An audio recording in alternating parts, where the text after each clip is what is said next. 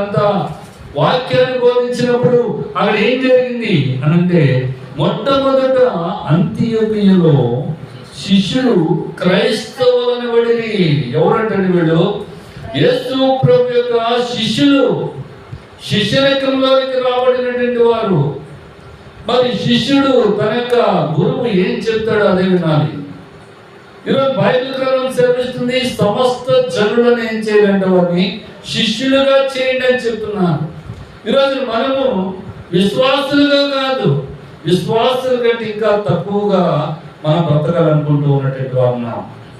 విశ్వాసంలో చచంచలమైనటువంటి విశ్వాసంలోనికి రావాలి. అదే కాదు, ఆయన స్నేహితులుగా చేయబడాలి, ఆయన శిష్యులుగా చేయబడాలి, ఆయన స్వరూపంలోకి మనం రావాలని దేవుడు కోరుతున్నాడు. కానీ వీళ్ళు ఎవరంటే వీళ్ళు క్రైస్తవులు. ఎవరంటే వీళ్ళు క్రైస్తవులు. మరి క్రైస్తవులు